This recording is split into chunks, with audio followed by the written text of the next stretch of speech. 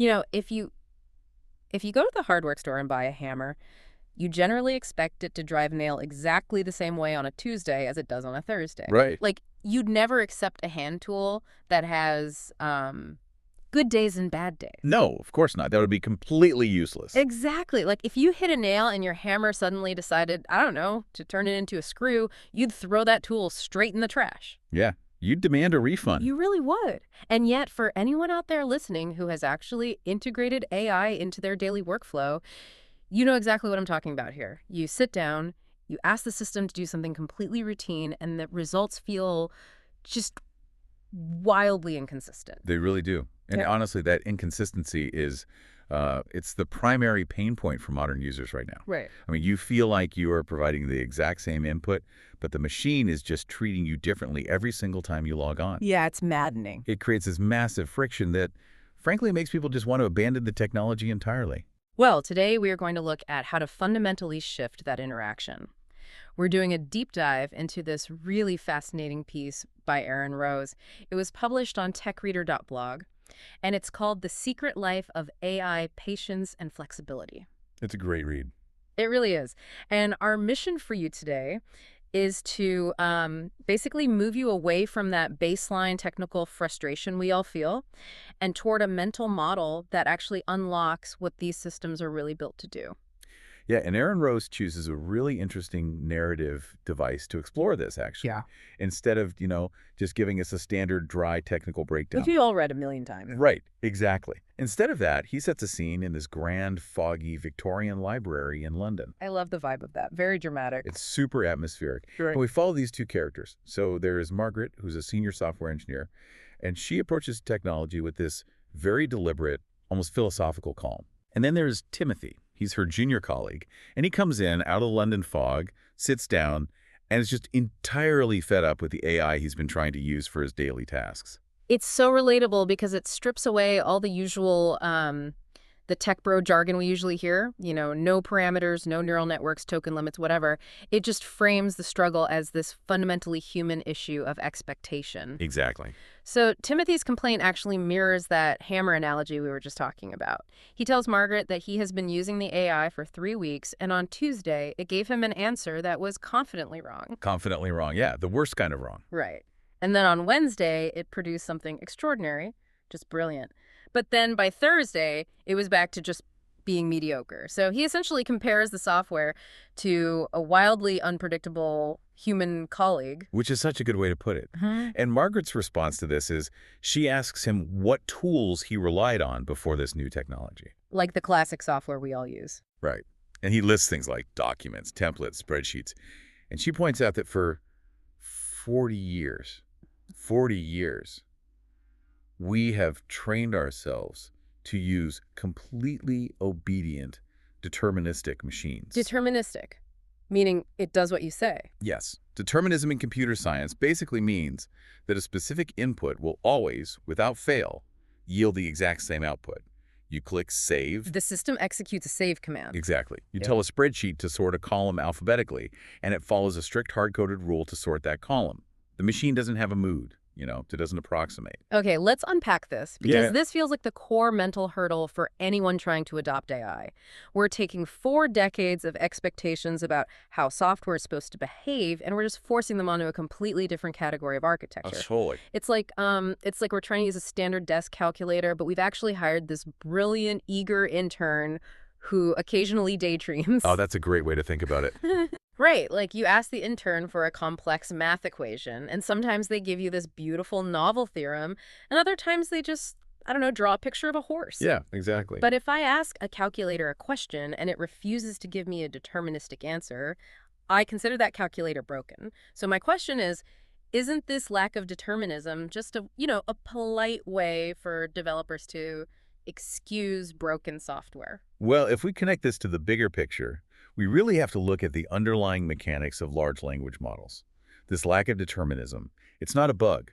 It is the fundamental architecture of the system. Wait, really? It's supposed to be like that? Yeah. Traditional software runs on rigid logic gates. If A, then B.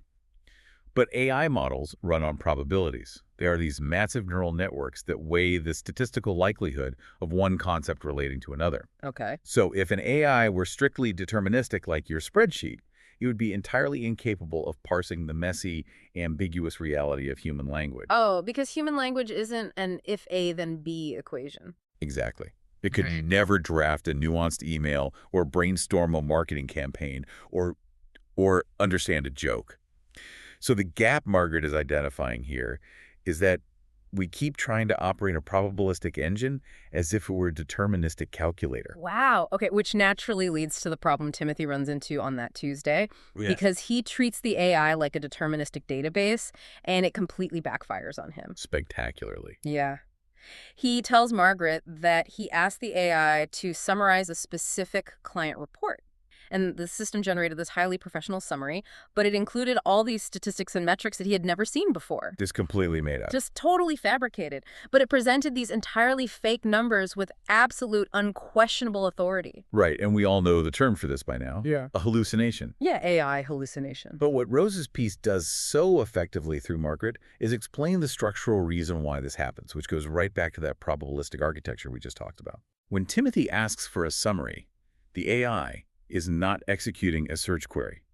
It does not go into a verified file system, open a document, and retrieve data. Wait, hold on. If it isn't retrieving the document I uploaded, what is it actually doing when I hit enter? It is predicting what a reasonable human-sounding response to your prompt should look like. It uses a mechanism called next token prediction. Next token prediction. Right. It looks at the sequence of words in your prompt, maps them against its vast training data, and calculates the mathematical probability of the very next word, and then the next word, and the next. So it's not looking up facts, it's just guessing the next word. Essentially, yeah. It is basically autocomplete functioning at an incredibly complex multidimensional level. And because it doesn't possess an independent mechanism for fact retrieval, unless it's specifically paired with a search tool, it doesn't know what it doesn't know. Oh, wow. So when it hits a gap in the statistical pattern, it just keeps predicting the most likely next word. It fills the gap with confidence. You know what that reminds me of? It's like a confident people pleaser at a dinner party. Oh my gosh, yes. Like you ask them a highly specific question about, I don't know, 18th century French history, and rather than just admitting they have no idea what you're talking about, they invent an entire historical treaty on the spot. Complete with dates and names of diplomats. Exactly, entirely just to keep the conversation flowing smoothly and sound intelligent. They're predicting the shape of a good answer without actually knowing the facts. That is a highly accurate way to visualize next token prediction, actually. The model is optimized to provide a plausible answer, not necessarily a truthful one. That's a huge distinction. It is. And this means verification is not a step you can just skip. Margaret makes it very clear that verification is a structural requirement of using this technology. So it's not just a bug they're going to fix soon? No, it's not a temporary flaw that engineers will just patch out in the next update. Right. Because of how the system generates text, you must always verify the factual claims that matter. See, I have to push back on that, though. Because if I'm using a tool to save me time, right, and it invents a bunch of statistics that I then have to spend an hour verifying against the original client report, hasn't the system just created more work for me? Like, why not just read the report and summarize it myself from the start? It's a fair question, but it's because the cognitive load of verification is entirely different from the cognitive load of generation. What do you mean by that? Well, editing a draft, even a heavily flawed one, is usually much faster for the human brain than staring at a blank page. Okay, yeah, blank page syndrome is real. Exactly. And Margaret reminds Timothy that we already do this in the human workforce anyway. You don't blindly trust a confident, eager junior coworker without double-checking their sources on a crucial project, right? That's true. I definitely double-check their work. Right.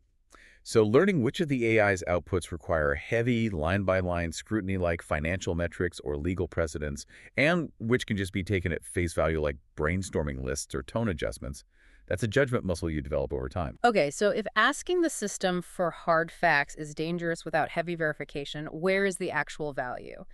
And I guess that brings us to Timothy's Wednesday experience, which is basically the total opposite of that Tuesday disaster. It's his triumph, yeah. Right. So he tells Margaret he had to write a highly sensitive, difficult letter to an unhappy client, and he just didn't know how to start. But he described the situation to the AI, And the draft it produced was incredibly measured. Like, it had the perfect tone, far better than what he felt he could have drafted alone from scratch. And the difference between Tuesday and Wednesday really just comes down to the input. On Wednesday, Timothy brought the AI something substantial to work with. He gave it the details. Exactly. He provided the surrounding context. He detailed the nuance of the client's anger. He injected his own intimate knowledge of that specific business relationship. He didn't just write an apology letter to a client. Right, which is what most of us do. He grounded those mathematical probabilities in reality. And Margaret uses a metaphor here that I think completely redefines the workflow. She tells him, this tool is not a vending machine. Such a good line. Right, like, you do not just insert a coin, which is your short prompt, and then passively stand there waiting for a perfectly packaged, finished product to just drop down into the tray. Which is unfortunately how most people still use it.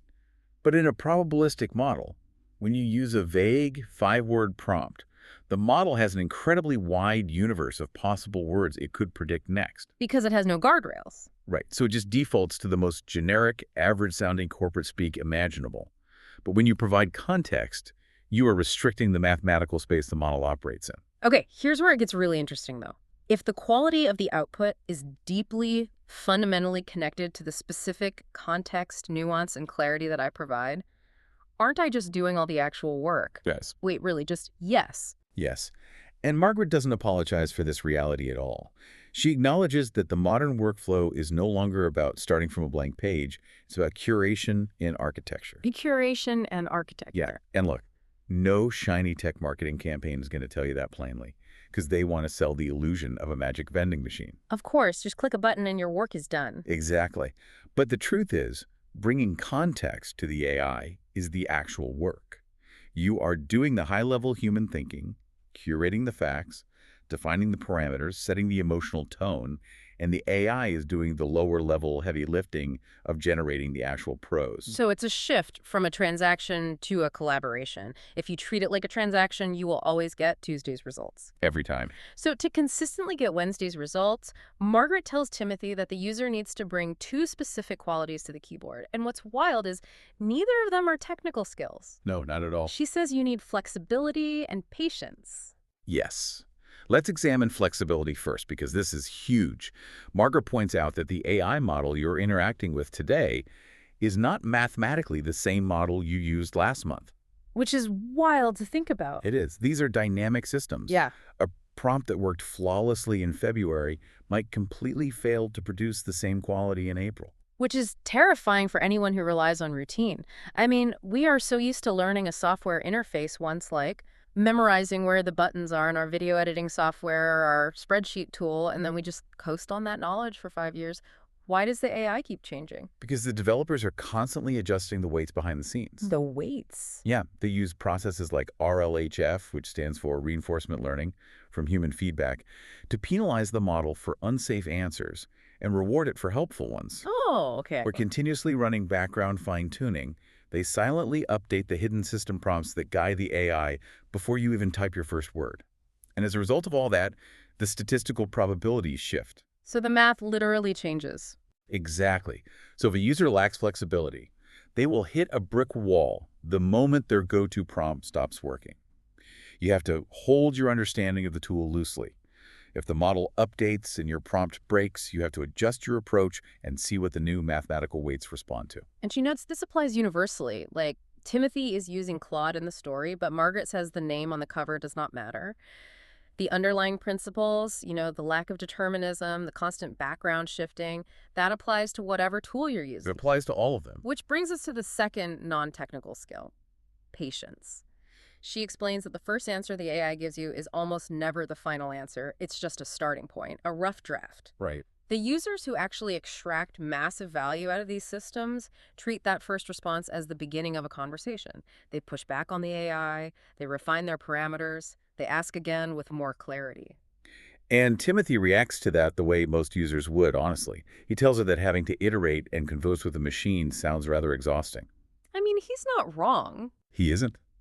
And Margaret simply smiles and agrees. She says, yes, at first. I have to side with Timothy here. As the voice of the time-strapped listener who has, a dozen meetings on the calendar today. Software is supposed to save me time. Iterating and having a little conversation with my laptop sounds like the absolute opposite of efficiency. Is applying this level of patience really worth the time trade-off? Well, what's fascinating here is how Margaret reframes what the technology is actually asking of you. It's not asking you to learn Python. It's not asking you to read a 500-page manual on machine learning vectors. Thank goodness. Right. It is asking you to apply the exact same human management skills you would use with a junior employee. Oh, wow. Yeah. Think about it. If you hand a vague one-sentence brief to a new hire, you do not expect a perfect project back in an hour. No, I'd expect garbage. Exactly. You expect to review their draft, point out where they missed the mark, provide additional context, and ask them to try again. You just haven't thought to bring those management skills to the table when you sit down at a keyboard because deterministic keyboards have never required them before. That is a massive paradigm shift. We have spent our whole lives treating computers like unfeeling, rigid calculators, and now we have to treat them a bit more like eager, slightly chaotic colleagues. Precisely. Which brings us to the conclusion of the narrative in Rose's piece. So Timothy is preparing to leave the foggy library.